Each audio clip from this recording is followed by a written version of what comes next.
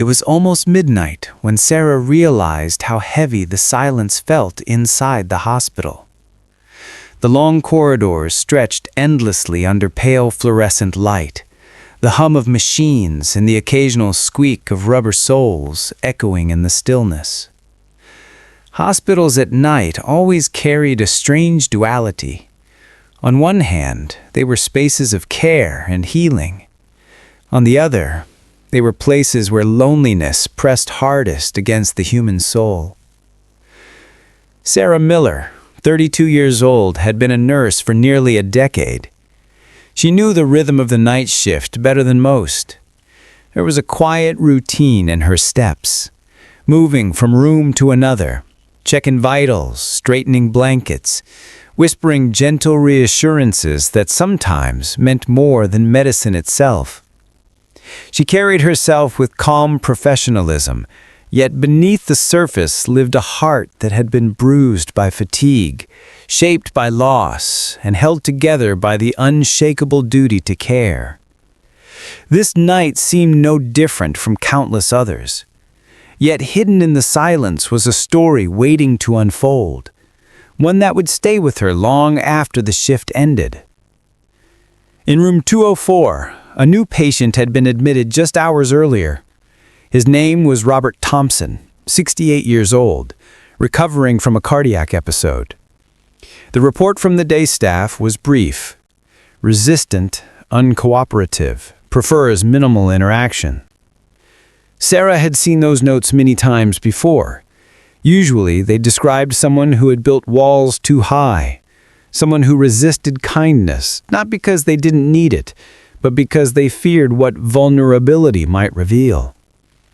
When she entered his room for the first time, she found him sitting upright in bed. His face was lined not only by age, but by a hardness that seemed to resist any attempt at connection. His jaw clenched, his gaze sharp and distrustful. The dim light cast long shadows across the walls, and Sarah could feel the weight of his silence.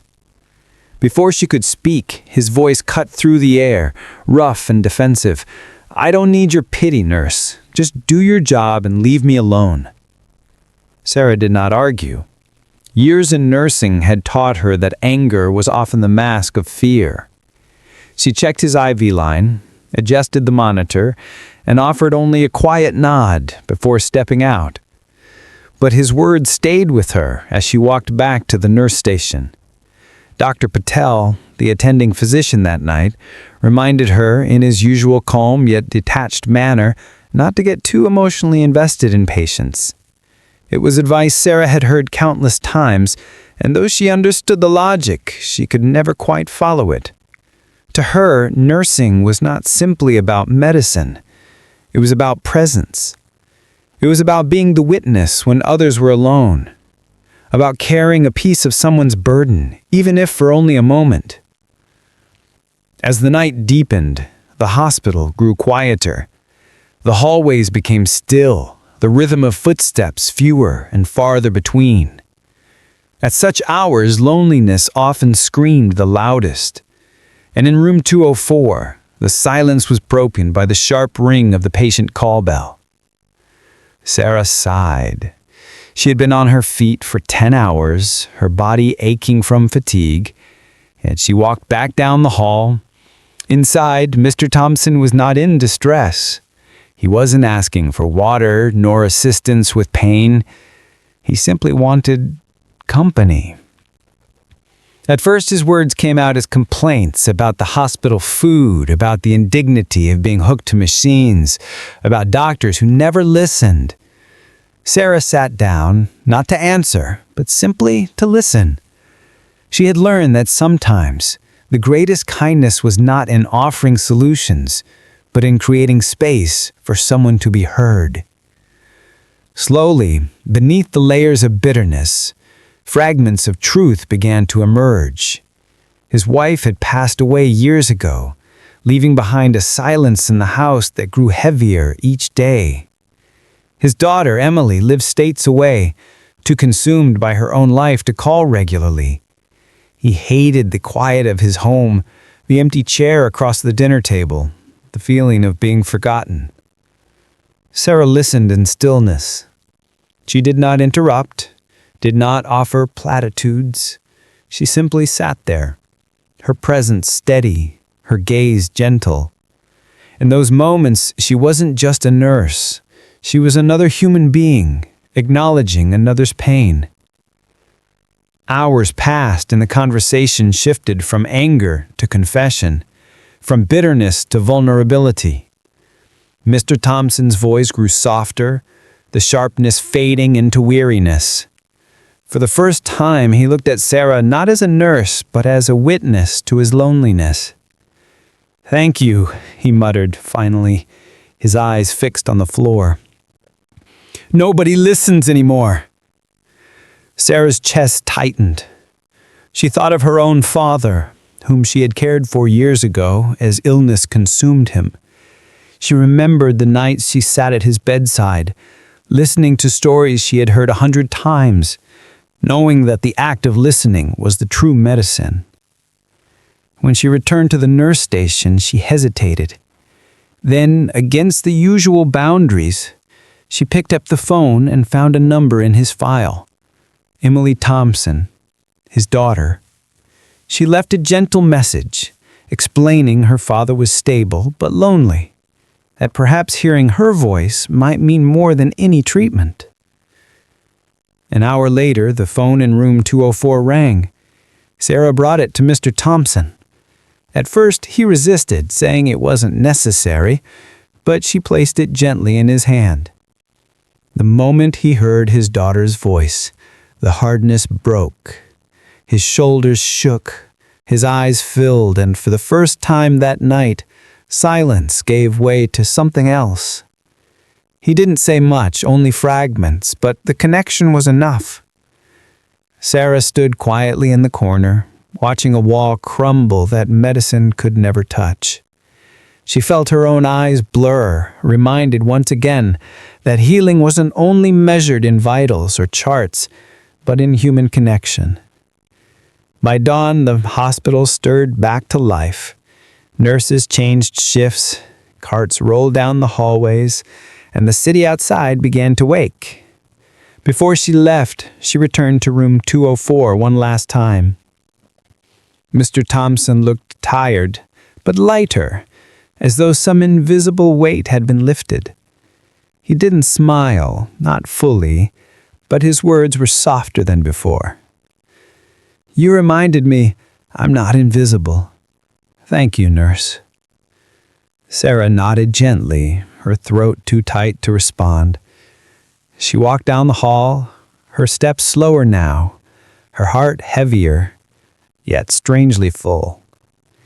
As she stepped outside into the pale morning light, she carried with her the memory of one night, one conversation, one reminder that in the quietest hours, kindness could change everything.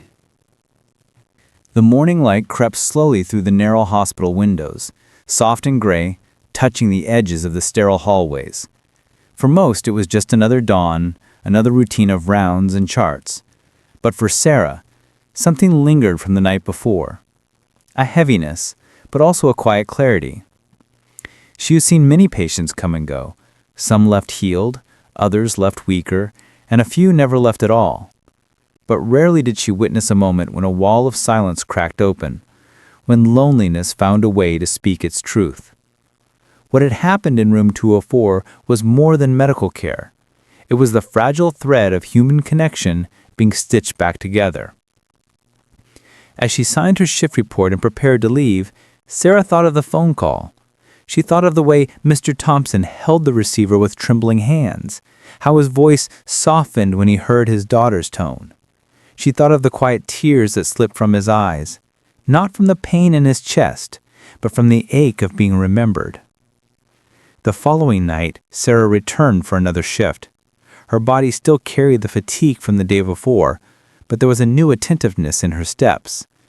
When she passed room 204, she noticed the door was slightly open. Inside, Mr. Thompson was awake, sitting upright, his eyes scanning the hallway as though waiting. When she entered, he did not turn away as he had on his first night. Instead, he greeted her with a nod, the gesture small but significant. "I suppose you'll be checking all those machines again," he said, his voice rough but without the edge it once held. Sarah smiled gently. "It's part of the job, but I can also just sit a while if you'd like." He did not answer, but he didn't object either. That was enough. Throughout the shift, Sarah moved between patients, but each time she passed room 204, she found herself drawn back inside. Mr. Thompson no longer filled the silence with complaints. Instead, he shared fragments of his life, like pieces of a puzzle reluctantly given. He spoke about his years working in construction, about the house he built with his own hands, about the way his wife used to hum while she cooked dinner. His words were not elaborate. They were plain, almost hesitant, but Sarah knew that for someone who had lived behind walls of bitterness, these fragments were offerings of trust.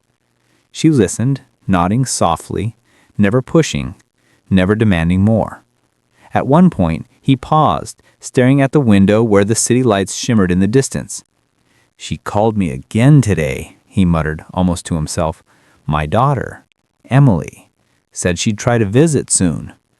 The way he caught on that last word, soon, reminded Sarah how fragile hope could be. For many patients, soon never came. She prayed silently that it would be different for him. Later in the night, Sarah found herself reflecting at the nurse's station. The fluorescent lights buzzed above, charts stacked in uneven piles, the air thick with the scent of disinfectant. Dr. Patel passed by, his expression neutral, his steps brisk. He glanced at Sarah. "You've been spending a lot of time in 204, he remarked. It wasn't an accusation, merely an observation. Sarah nodded. "Sometimes that's what a patient needs." He gave a small shrug. "As long as it doesn't interfere with your duties. Just don't forget this work will eat you alive if you give it too much of yourself." She didn't reply. She knew his words carried truth, but she also knew her heart couldn't function any other way. To her, nursing wasn't just a profession, it was a calling, and a calling required sacrifice. By 3 a.m, the hospital had sunk again into silence. The world outside slept, while inside, lives hung between fragility and resilience. Sarah walked back to room 204 one last time. Mr. Thompson was dozing lightly, his chest rising and falling with steady rhythm. She adjusted his blanket, careful not to wake him. In the dim light, his face looked softer, almost peaceful. It struck her how different he appeared from the man she had met just a night earlier, the man who had told her, coldly, to leave him alone. Now he was simply another human being, vulnerable, grateful for connection, no longer invisible. As Sarah stood at his bedside, she thought of all the patients she had lost, all the faces she carried quietly in her heart. Nursing was a profession of accumulation. Each story, each heartbreak, each fleeting victory gathered silently until it became part of who you were. And though many of those stories blurred together over time, she knew this one would not. When dawn came again, Sarah was exhausted, her legs heavy, her eyes aching from lack of sleep. Yet there was a calmness in her chest. She walked on the corridor slowly, taking in the sight of colleagues arriving for the day shift, fresh and rested. She envied them, but she also felt something they could not understand yet, the weight of having lived through another night where life and loneliness intertwined. Before leaving, she peeked once more into room 204. Mr. Thompson stirred and looked at her. His eyes held no sharpness, only a quiet recognition. "You stayed," he said softly. Sarah nodded, her lips curving to a faint smile. "It's what I do." He gave a tired sigh, yet it sounded almost like relief. "Then I suppose I wasn't alone after all." Sarah stepped back, letting the words sink deep into her heart. They were simple, but they carried the essence of everything she believed about her work. Sometimes healing was not about medicine, not about procedures, but about making sure someone did not feel forgotten in their most vulnerable hours. As Sarah walked out of the hospital into the pale light of morning, she thought that countless stories within those walls, stories that rarely made it into charts or reports, stories of loneliness, of reconciliation, of small acts of kindness that mattered far beyond what anyone could measure. She thought of her father again, of the nights she had once spent by his bedside. She remembered the look in his eyes when he knew he wasn't alone, even as his body weakened. That memory had shaped her choice to become a nurse, and continues to guide her through nights like this one. For Sarah, this was the heart of nursing, the quiet, unrecorded victories that lived in the spaces between tasks, the moments when one human soul touched another, not through medicine, but through presence. And as she walked into the rising sun, she carried with her the certainty that sometimes staying through the night was the greatest gift she could give. The following evening arrived with the same sterile glow of fluorescent lights, the same hum of machines echoing down the corridor, yet Sarah entered the hospital with a different weight in her heart. Her body protested after back-to-back shifts, but her mind carried the memory of Mr. Thompson's words. Then I suppose I wasn't alone after all. There was something in those words that had lingered all day. They had traveled with her as she tried to rest, followed her as she made coffee, and stayed close as she packed her bag for another night of work. Nurses were accustomed to being forgotten, to existing in the background of medical dramas where doctors took the spotlight. But in those quiet hours she had been reminded that her presence alone could carry extraordinary meaning. When Sarah began her rounds, she noticed Mr. Thompson was already awake, sitting propped up by pillows. His eyes met hers briefly before shifting away, as if he was unsure how much of his vulnerability he had revealed the night before. For a man who had lived much of his life building walls, letting someone witness his cracks must have felt unnerving. Still, when she stepped into his room, he didn't push her away. Instead, he muttered in his gravelly tone, "You look tired." Sarah gave a small laugh. "That's the night shift for you." It was barely a conversation, but the shift in tone was undeniable. The man who once rejected her with sharp words was now acknowledging her humanity. That, Sarah knew, was no small victory. As the hours stretched into the long quiet of night, Sarah returned to his room often, not because he called, but because she felt drawn there. She checked his vitals, adjusted his blankets, but mostly she lingered in the chair by his bed. Sometimes he spoke about the early years of his marriage, about how his wife used to drag him to community dances even though he hated them, about the way they saved for years to buy the house they raised their daughter in. Other times he said nothing at all, and Sarah learned to sit in that silence. She understood silence had its own language. It could mean anger, or sorrow, or simply exhaustion, and sometimes silence between two people meant a kind of peace. For Sarah, these moments reminded her why she stayed in this profession despite its weight. The hospital could strip a person of dignity, patients reduced to room numbers, symptoms, charts. But in the quiet, when she chose to listen, she could give back some measure of humanity. At the nurse station, colleagues teased her gently about how much time she was spending with 204. Some said she was the patient whisperer, others joked that she was spoiling him with attention. Sarah only smiled faintly. She didn't explain. How could she explain that in those hours she wasn't simply a nurse caring for a patient? She was one human sitting with another at the edge of their loneliness. Dr. Patel raised an eyebrow when he noticed her lingering again, but his voice was softer this time. "Just don't let him drain you, Sarah. You can't save everyone from their solitude." She nodded politely, though she knew the truth inside her heart. She wasn't trying to save him.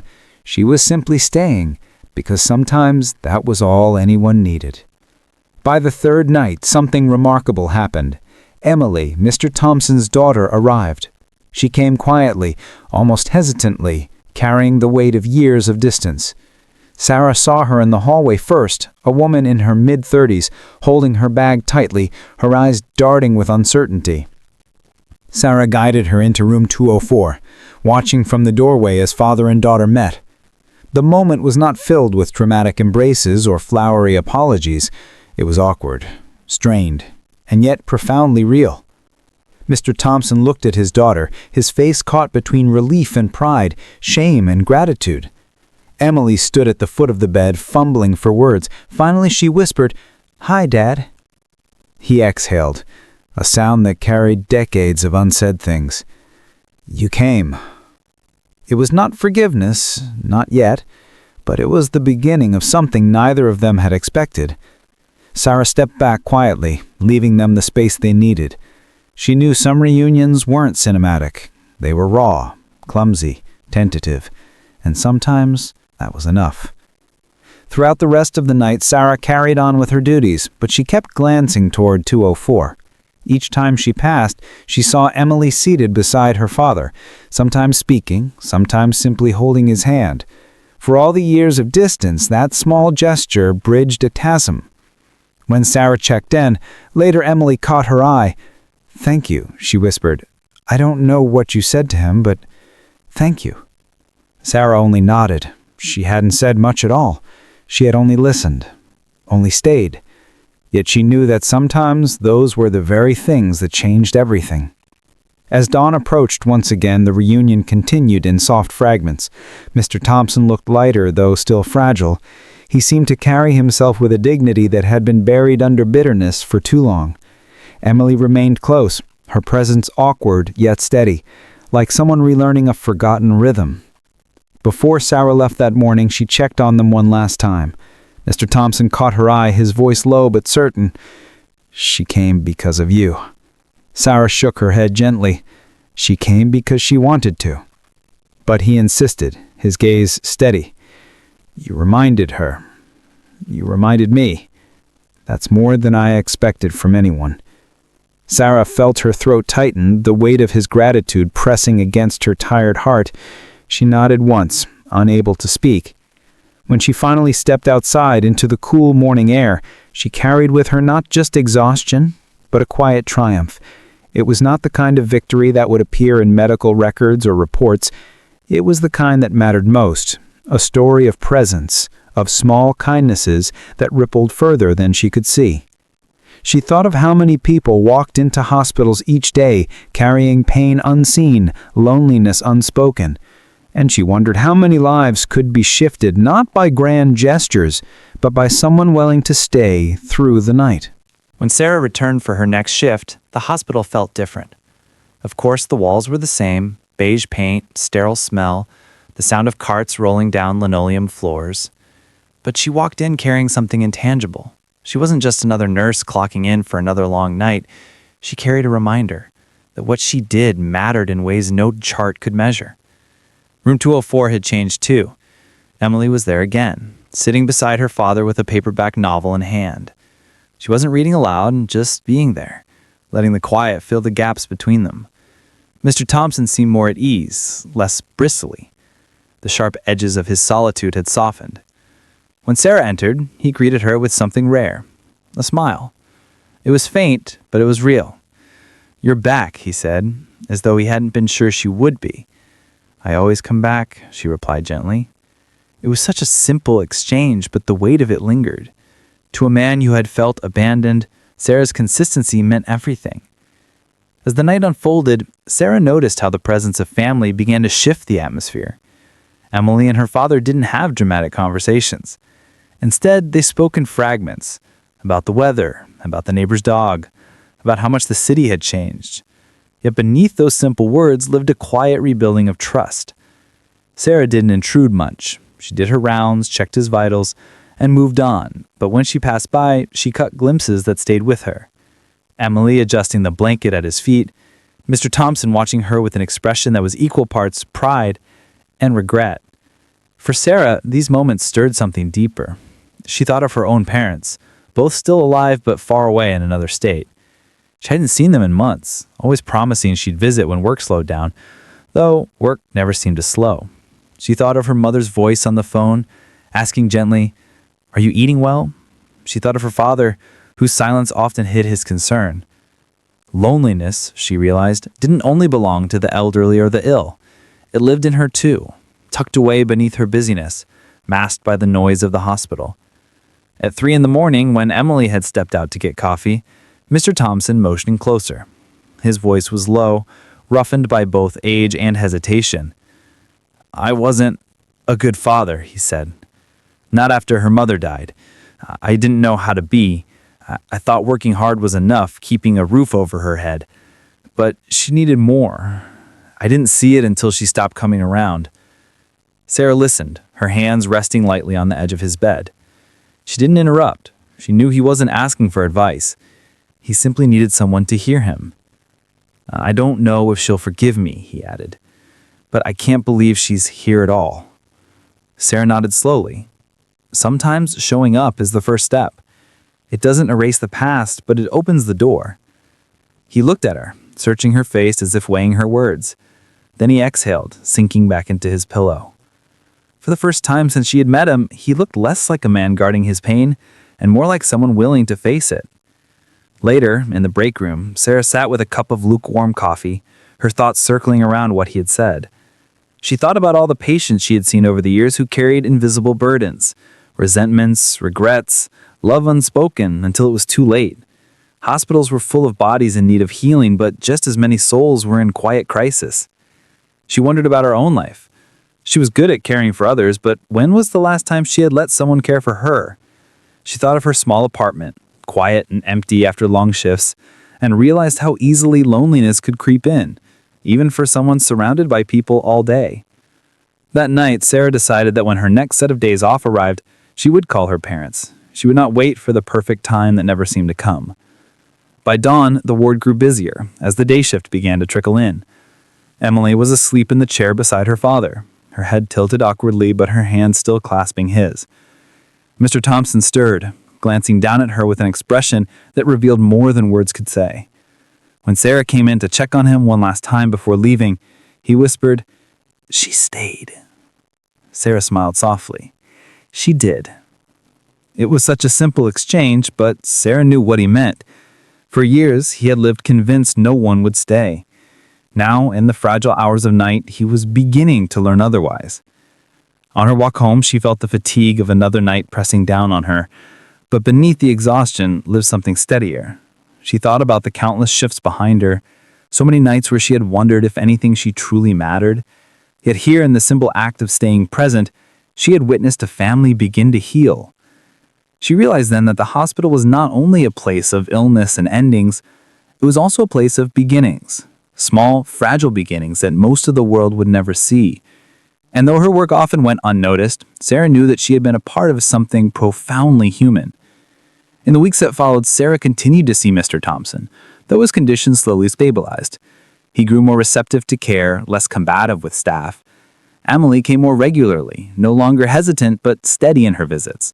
The ward staff noticed the change, and more than once Sarah caught Dr. Patel giving her a knowing look, as if he too understood that healing often came in forms medicine couldn't measure. For Sarah, the experience became more than just a memory.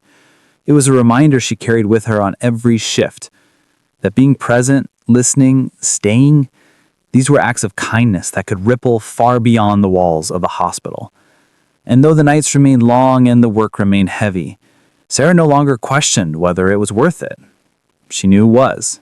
The days rolled into nights, and nights blurred into days, as they often did in the endless rhythm of the hospital. Yet for Sarah, something about this particular stretch of time felt different. She had watched Mr. Thompson transform, not in the dramatic sense of a miracle cure, but in subtle, deeply human ways. The man who once barked at staff now greeted them with quiet nods.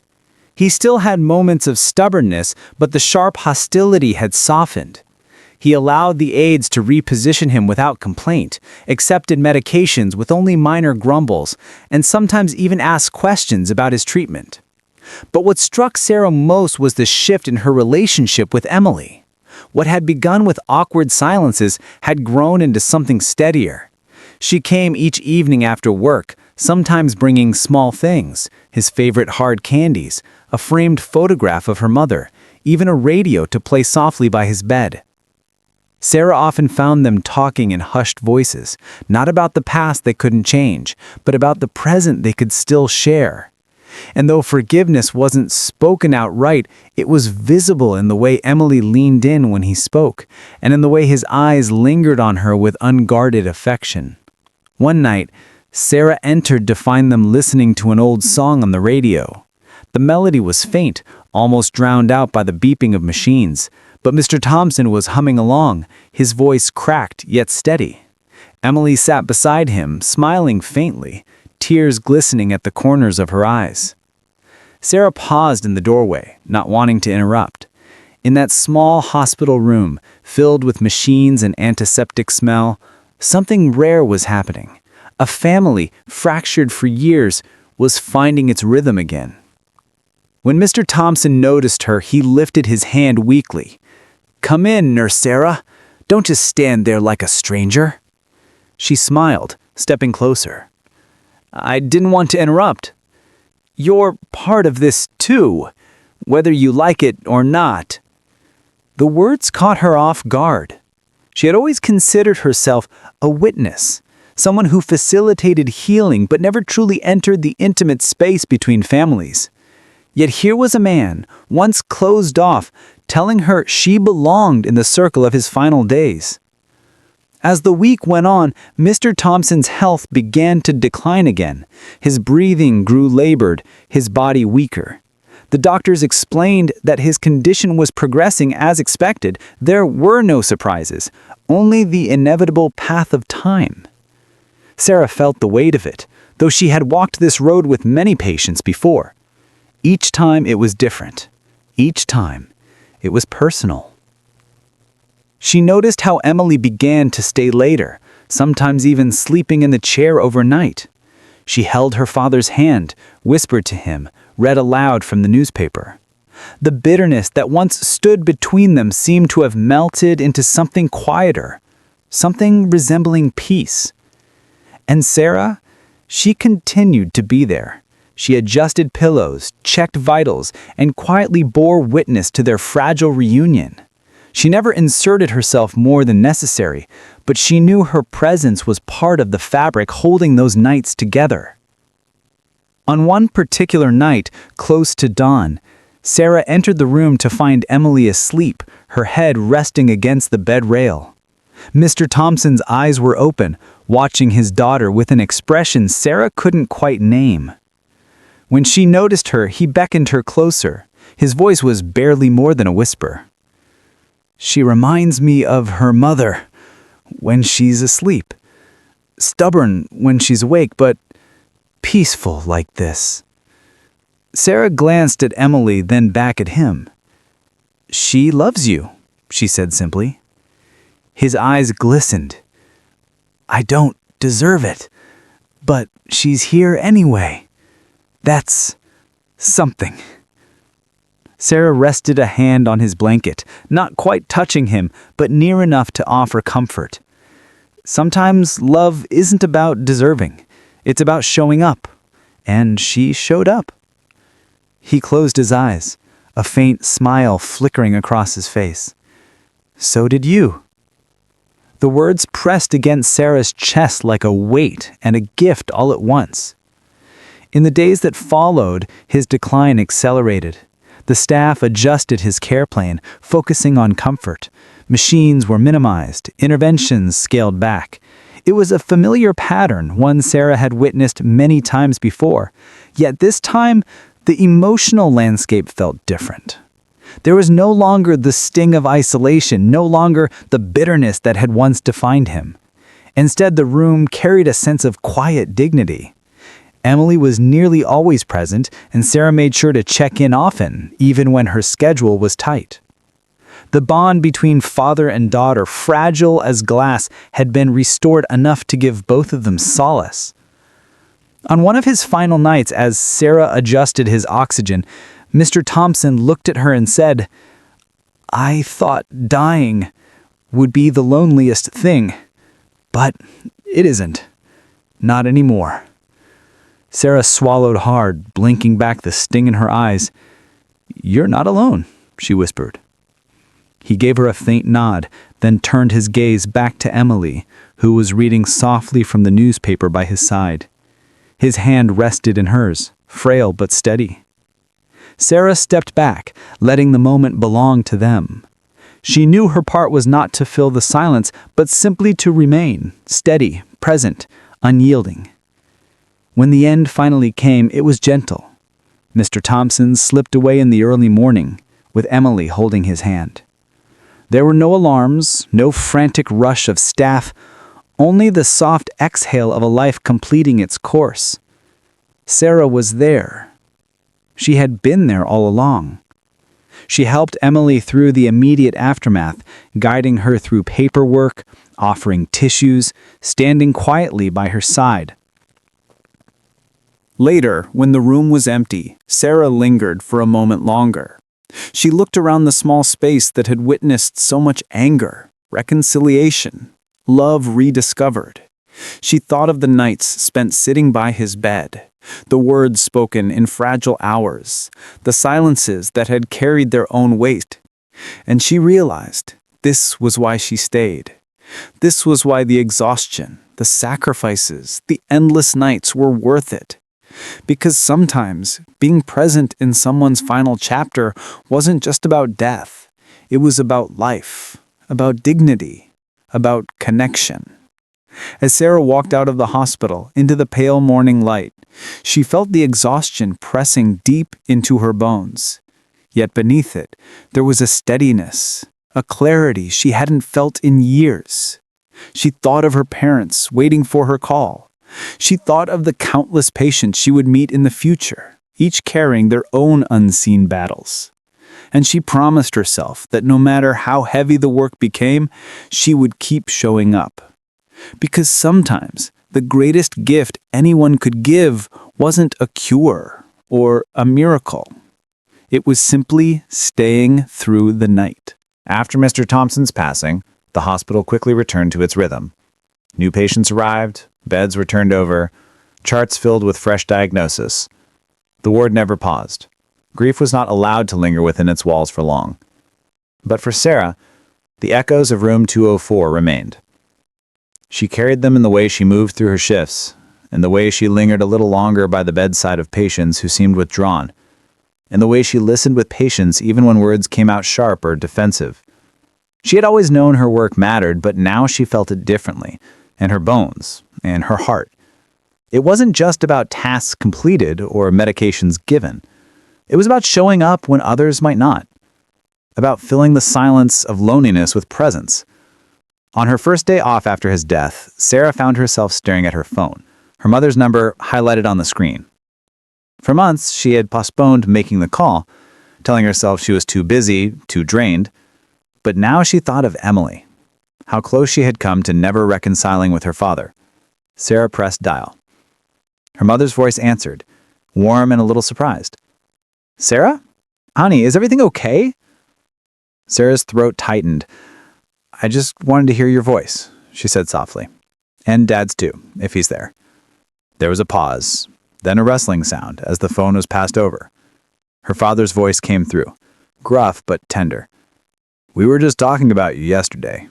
You've been working too hard again, haven't you?" Sarah laughed through sudden tears. "Maybe, but I miss you both. I don't want to let too much time go by without calling anymore." It was a small moment, an ordinary phone call, but to Sarah, it felt monumental, like planting a flag in the ground, a promise not to let distance harden into silence. Back at the hospital, Sarah found herself more attuned to the quiet struggles of her patients. She noticed the man who never had visitors and brought him an extra blanket. She sat with the woman who never spoke and offered her gentle conversation. None of these actions took more than a few minutes, but Sarah understood now how much weight a few minutes could carry. Her colleagues noticed too. "You've been different lately," one nurse remarked during a shift. "Calmer. Like you see something the rest of us miss." Sarah only smiled. She didn't try to explain. The truth was, she hadn't gained some magical insight. She had simply been reminded of something essential, that people didn't just need medical care. They needed to be seen. Sometimes, in the quiet of night, Sarah thought of Mr. Thompson's last words to her. "I thought dying would be the loneliest thing, but it isn't. Not anymore." Those words became a kind of compass. Whenever Sarah questioned the meaning of her long nights, whenever fatigue made her wonder if she could keep going, she returned to them. They reminded her that her presence had power even when it felt invisible. Weeks later, Sarah received a letter in the mail. The return address caught her eye. It was from Emily. Inside was a handwritten note, neat but emotional. Dear Sarah, I don't know if I can ever fully express my gratitude for what you did for my father. I truly believe that without your kindness, I might never have found the courage to walk back into his life. You gave me back time I thought I had lost forever. I will carry that with me always. With deepest thanks, Emily. Along with the note was a photograph. Mr. Thompson as a younger man standing beside his wife and a small girl who could only be Emily. They were smiling, full of life, untouched by the years that would later separate them. Sarah held the photograph for a long time, her chest tightening with a mix of sadness and gratitude. She placed it gently inside her journal, knowing she would keep it as a reminder of why she chose this path. Outside of work, Sarah began making small changes in her own life. She started calling her parents more often, even for brief conversations. She reached out to an old friend she had lost touch with. She made space in her days for connection, however small. It wasn't that she feared becoming like Mr. Thompson, lonely, estranged, but rather that she recognized how easily it could happen to anyone, even her. The work she did every night was a constant reminder of how fragile human ties could be, and so she chose to nurture them while she still had time. One evening during a particularly quiet shift, Sarah found herself walking past room 204, now occupied by another patient. The furniture was the same, the machines humming as always. But to Sarah, it would never just be another hospital room. It was a place where she had learned the profound power of simply staying. She paused at the doorway, allowing herself a brief moment of memory. Then she moved on, ready to carry that lesson into every room she entered, every life she touched. For Sarah, the story of Mr. Thompson was not a dramatic tale she would share widely. It wasn't the kind of story that made headlines or even circulated among staff for long. But in her heart, it was a story that shaped her, one she would return to when the nights felt endless and the work overwhelming. It was proof that kindness, quiet and steadfast, could ripple outward in ways she might never fully see. And so Sarah continued her work. Night after night, patient after patient, she showed up. She stayed. Because sometimes, that was enough. The hospital continued its relentless rhythm. Patients came and went, charts filled and emptied, alarms rang and quieted. To most people, the story of Mr. Thompson was just another case, filed away in memory as soon as the next emergency arrived. But for Sarah, it was never just another case. It was a turning point, an anchor in the storm of endless shifts. She carried him with her, not in a burdensome way, but in a way that reminded her of why she had chosen this work in the first place. Whenever she felt fatigue creeping in, whenever she wondered if anyone truly noticed what nurses did in the shadows of long nights, she remembered his voice. So did you. Those 3 words were enough to remind her that presence itself could be an act of kindness. Sarah began to see her work differently. She stopped thinking of herself as someone who only carried out tasks, checking vitals, administering medications, updating charts. She realized she was also a witness to lives in transition. She was there when patients whispered their fears into the darkness. She was there when families reconciled in the final hours. She was there when silence needed to be shared, when hands needed to be held. And sometimes being there was the most important thing of all. One evening while sitting in the break room, Sarah overheard 2 younger nurses talking. They were venting, their voices tired and frustrated. It feels like nothing we do matters. Half the patients don't even remember our names. Sarah felt a pang of recognition. She had once thought the same. She set down her coffee, hesitated for a moment, then quietly spoke. They may not remember our names, but they'll remember how it felt when we stayed. Sometimes that's what carries them through. The 2 nurses looked at her, a little surprised, but thoughtful. Sarah didn't elaborate. She didn't tell them about Mr. Thompson. Some stories were too personal to share freely. But she hoped the lesson would reach them anyway. Outside the hospital, Sarah also began to live differently. She called her parents more regularly, making those conversations part of her weekly rhythm. She scheduled coffee with a friend she hadn't seen in years. She even allowed herself small moments of rest, walks in the park, quiet dinners at home where she didn't rush to prepare for the next shift. These were small acts, but Sarah understood now that small acts mattered. They were the difference between drifting apart and staying connected, between carrying regret and building peace.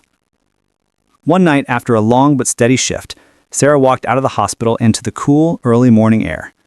The city was quiet, the streets damp from a light rain. She paused on the steps, breathing in the crisp air. She thought of all the lives unfolding inside the hospital behind her.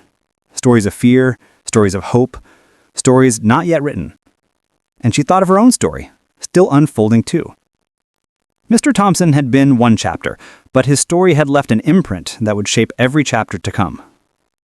Sarah knew she couldn't save everyone from loneliness. She couldn't mend every broken bond or rewrite every past regret. But she could show up. She could stay. And in that simple act, she could remind people they weren't alone. It wasn't a grand philosophy. It wasn't something that would appear in textbooks or medical journals. But it was enough to guide her through the nights ahead. Years later, Sarah would still remember the photograph Emily had sent her. The one of Mr. Thompson, younger and smiling with his family. She kept it tucked inside her journal not as a reminder of death, but as a reminder of life, of connection, of the fragile beauty that existed even in a hospital room filled with machines. Whenever she looked at it, she thought of how close he had come to leaving this world alone, and how a simple choice to sit with him in the silence had changed everything. That photograph became her private talisman, a quiet reassurance that presence mattered more than perfection, that compassion could ripple outward in ways unseen. In time, Sarah became known among her colleagues not just for her skill, but for her steadiness. New nurses often turned to her when they felt overwhelmed, and Sarah offered them the same quiet advice she had learned herself. Stay, even when it feels small, especially then, because sometimes the smallest act makes the biggest difference. It wasn't glamorous wisdom, but it was real. And in the end, reality was what mattered most. Sarah never told Mr. Thompson's story in detail, not to her colleagues, not to friends, not even to her parents. It remained hers to carry, a sacred trust between herself, him, and Emily. But she lived the lessons of that story every day. And perhaps that was the truest way to honor it, not to retell it, but to embody it. So Sarah continued her nights at the hospital, walking the quiet corridors, entering the rooms filled with fear and hope and silence. She carried her fatigue, yes, but also her purpose. She knew the world might never notice her work in the way it noticed doctors or researchers, but she didn't need recognition. She knew her worth. Because she had seen firsthand that a nurse's presence could change the shape of a life or the ending of one. And as she walked into another night, Sarah held that truth close. Sometimes the most life-changing act of kindness wasn't about doing more. It was about staying. Quietly, faithfully, until the end. The hospital always seemed timeless, as though the building existed outside the usual rhythm of days and nights. Its fluorescent lights never dimmed, its hallways never rested. For Sarah, time inside was measured not by clocks, but by moments, the weight of a hand in hers, the sound of a steady breath, the stillness that followed a final one. Yet outside those walls, the world moved on. The city awoke, lived, and slept, largely unaware of what happened in the hidden rooms of that hospital. Sarah often wondered how many stories like Mr. Thompson's played out every single night, unseen and unspoken, known only to the people who happened to be present. She realized over time that these were not just isolated stories. They were threads in a much larger fabric, the quiet human connections that held the world together, often without notice. Sarah sometimes thought about how close she had come to walking past Mr. Thompson's room that night. She could have convinced herself she was too busy. She could have left him alone with his regrets. No one would have blamed her. And yet by choosing to stay, she had witnessed something extraordinary. The difference that presence makes. That realization reshaped her. She stopped measuring her days by what she accomplished on paper, how many charts she filled out, how many shifts she survived. Instead, she measured by the moments she was truly present, when she leaned into humanity rather than efficiency. Because in the end, no one remembered the charts. They remembered the faces, the voices, the hands that refused to let go. In the months that followed, Sarah began to recognize similar moments all around her. There was the patient who always waited until the last minute to ask for water, embarrassed to need help. Sarah made it a habit to stop by with a glass before being asked, and she saw how his face softened, how dignity was restored in that simple act. There was the elderly woman who never received visitors. Sarah sat with her during meal breaks, and though they didn't talk much, the woman's eyes brightened just knowing someone cared enough to sit beside her. There was the young man recovering from surgery, restless and scared about his future. Sarah didn't have answers, but she listened. Sometimes listening was enough. Each encounter was small, easily overlooked in the blur of hospital life, but Sarah now understood that these moments were not just background details. They were the story. Outside of work, the change was subtle but steady. Sarah noticed how her neighbors always rushed in and out of the apartment complex, eyes on their phones, never looking up. She began to smile at them, to hold doors open a little longer, to say hello even when no one else did.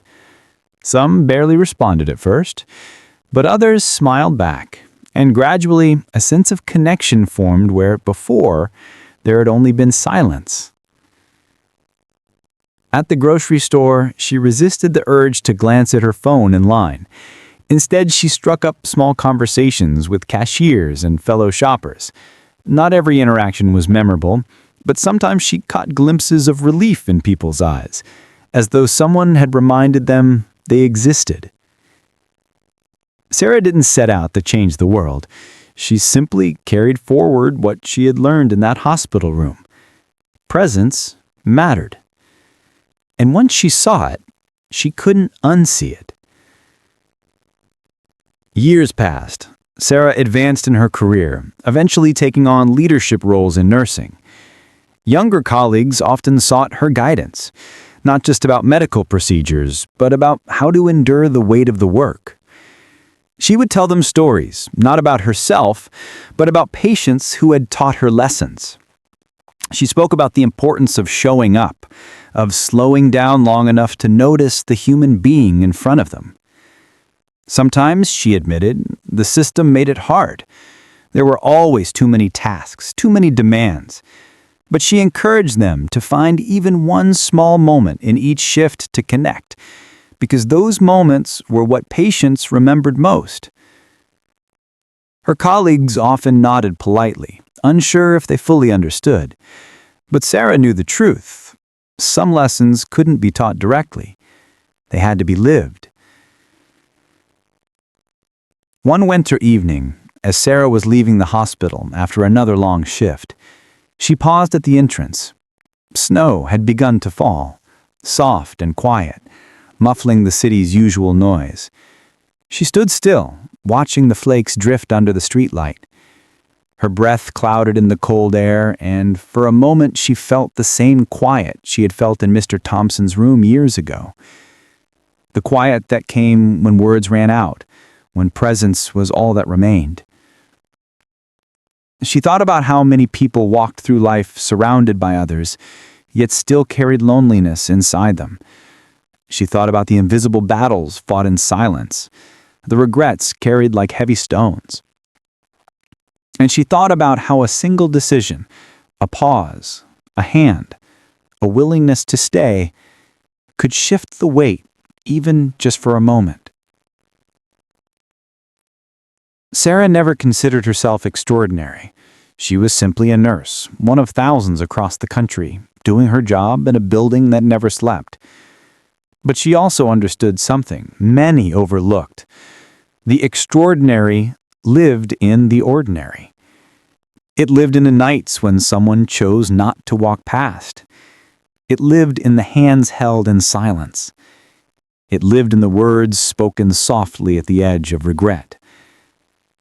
And though the world might never see these moments, Sarah knew they mattered. Because they mattered to the people who lived them, and they mattered to her. When people asked Sarah what kept her going through the endless nights and the heavy days, she never gave complicated answers. She would smile gently, pause, and then say the same simple truth. Because sometimes, just staying changes everything. The silence in the hospital room was crushing. The machines, once alive with beeps and pulses, had fallen into a hollow stillness. The only sound left was the soft hum of fluorescent lights overhead, a mechanical reminder that life carried on elsewhere, even as one had just ended here. Sarah stood by the bedside, her gloved hands resting gently on the edge of the sheets. Her heart pounded in her chest, though her face remained calm, composed. She had seen death before, too many times to count, but each time left a mark, carving deeper lines into the map of her soul. Mr. Thompson was gone.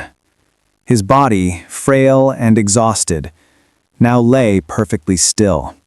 His eyes, once faintly fluttering with the remnants of life, had closed at last, granting him the peace that had evaded him in those final hours. His chest no longer rose, no longer fell. The monitor had flatlined minutes ago, and Sarah had silenced it, not out of denial, but out of mercy. Across the bed, Emily sat frozen, as though her body refused to accept what her mind already knew. Her hands clutched her father's, still warm, as though holding on tightly enough might tether his soul to the world for just a little longer. "No!" Emily whispered, her voice breaking, her head shaking violently. "No, this isn't... He's not..." Sarah wanted to move to her, to place a steadying hand on her shoulder, but she stayed still. She knew this moment belonged to Emily, to her grief. Sarah's role was not to rush it, but to protect the fragile space in which a daughter said goodbye to her father. The minutes stretched endlessly, thick with sorrow. Emily's quiet denial grew into sobs, raw and jagged, echoing against the sterile white walls. She bent over the bed, pressing her forehead to her father's hand, her body shaking with every breath. "I wasn't ready. I wasn't ready to lose you. You promised you'd fight." Sarah felt her throat tighten, her own tears threatening. She blinked hard, grounding herself in the rhythm of her breath. Professional, present, steady. That was what Emily needed now, even if her own heart was aching. After a long stretch of silence, Sarah finally stepped closer. Her voice was gentle, almost a whisper. "Emily," she said softly, "he isn't in pain anymore." The words were simple, but they broke something in Emily. She lifted her face, her tear-streaked cheeks flushed, her eyes red and swollen. Fury sparked beneath the grief. "You don't know that!" She snapped, her voice sharp, desperate. "You didn't know him. You didn't know what he wanted. You just stood there. You let him..." Her words faltered into sobs again. Sarah absorbed the outburst without flinching. She knew grief often came laced with anger, and she would not take it personally. But inside, her chest constricted. The weight of helplessness pressed hard. She had done everything within her power, and still it hadn't been enough. Emily collapsed back into the chair, her hands covering her face as she wept. The room felt unbearably heavy, suffocating in its sorrow. After a long moment, Sarah moved toward the bedside. Carefully, she adjusted the sheet to cover Mr. Thompson's body, smoothing it with a tenderness that mirrored a final act of care. She did not hurry, She allowed each motion to carry the reverence the moment deserved. Then she stepped back, giving Emily space once more. The daughter's cries softened into uneven breaths, though her shoulders still shook. Her world had shattered in the span of minutes, and Sarah knew it would be a long time before she found solid ground again. Outside the room, footsteps echoed faintly in the hallway. Life went on. Patients waited. Alarms sounded elsewhere. Nurses hurried past. But inside this room, time had stopped. Sarah stood quietly, present, but unobtrusive, her heart heavy. She knew the hardest part wasn't the silence of death. It was the noise that followed, the grief, the questions, the guilt. And she knew this was only the beginning. The room seemed colder after the finality of death settled in. The sterile white walls, the steady hum of fluorescent lights, and the faint smell of antiseptic, all of it pressed down with an unbearable heaviness. Sarah stood still, her hands clasped in front of her, eyes lowered toward the motionless body on the bed.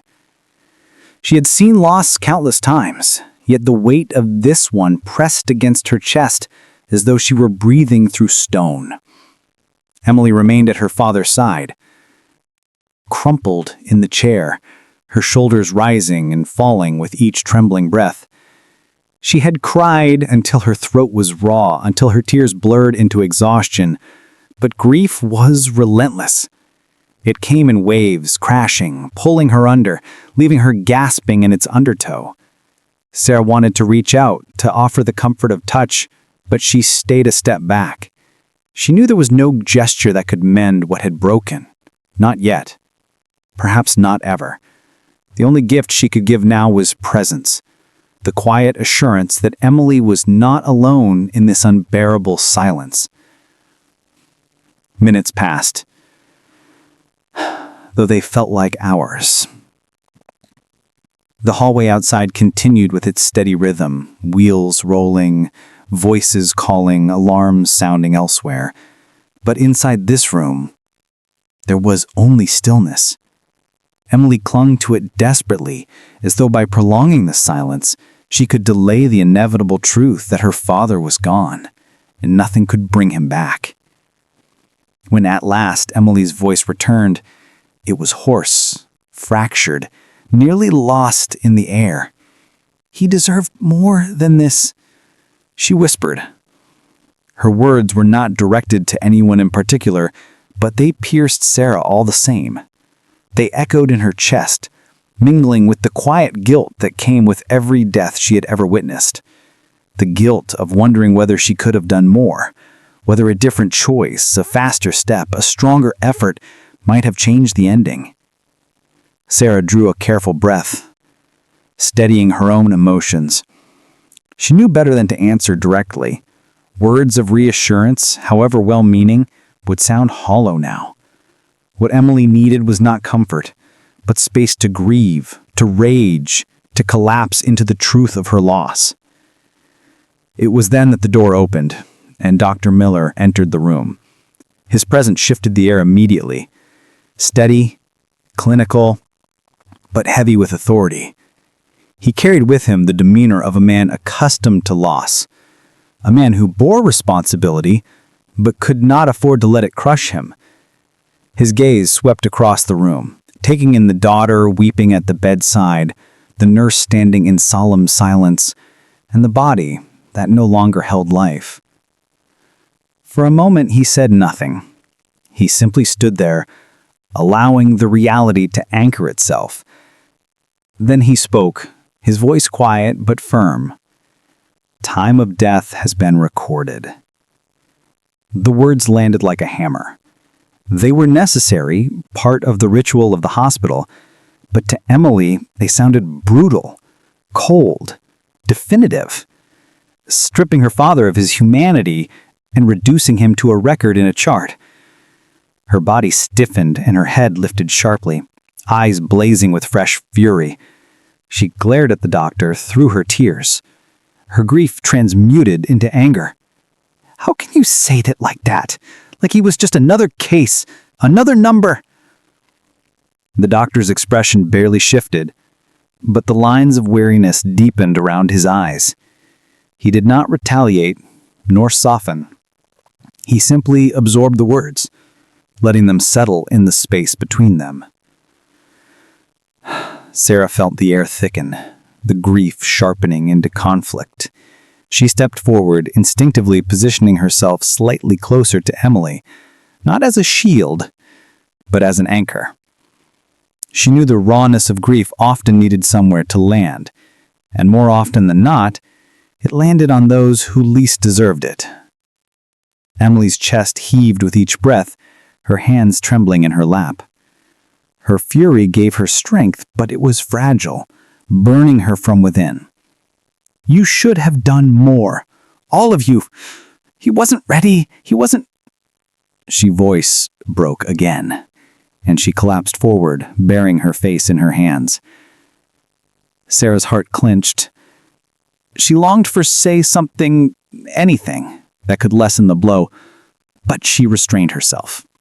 Words were fragile things, easily broken, and often more harmful than healing when grief is this raw. Instead, she allowed the silence to return, thick and suffocating, but necessary. It was the silence of acknowledgement, of standing Witness to someone else's pain without trying to reshape it. Dr. Miller cleared his throat quietly, shifting the weight of the moment. "I'll give you more time," he said, his voice measured, almost hesitant. With that, he turned and left the room, the door closing softly behind him. The absence of his presence brought the room back to its fragile stillness. Emily's sobs filled the space once more, softer now, broken by long pauses of exhausted breathing. Sarah remained beside her, unmoving, her own heart aching. She had seen so many families in this position, so many daughters, sons, wives, husbands, shattered by the loss of someone they loved. Each time, it left a scar. Each time, she told herself not to carry it too deeply. And each time, she failed. Tonight would be no different. Sarah closed her eyes briefly, centering herself in the rhythm of her breath, reminding herself that her role was not to heal grief, but to witness it, to hold steady in the storm. Yet even as she reminded herself, she felt the cracks forming. Because behind her professional composure, she was still human. And in this moment, the weight of silence was almost more than she could bear. The hallway outside the room was alive with movement, but inside, Sarah's mind felt trapped in slow motion. The sound of wheels rolling, the faint chatter of nurses, the beeping of distant monitors, it all existed in another world, one that seemed incapable of touching the gravity of what had just happened behind those walls. Dr. Miller waited for her just beyond the door, his expression unreadable, his stance firm but not hostile, yet the weight of unspoken judgment pressed down on her like a physical presence. Sarah had learned to read the subtle signals of authority. A stiff posture, tightened jaw, measured breathing, all of them combined into a quiet, suffocating reprimand before a single word was spoken. He motioned for her to follow him into the small staff room nearby. The door closed behind them, the click echoing ominously, isolating them from the world of beeping machines and grieving family members. The room was cramped, fluorescent lights harsh, and the faint smell of coffee lingered, attempting to mask antiseptic, but failing. Dr. Miller leaned against the counter, arms crossed, eyes fixed on her. His voice, when it came, was calm, but edged with firmness. "You were too involved in the room.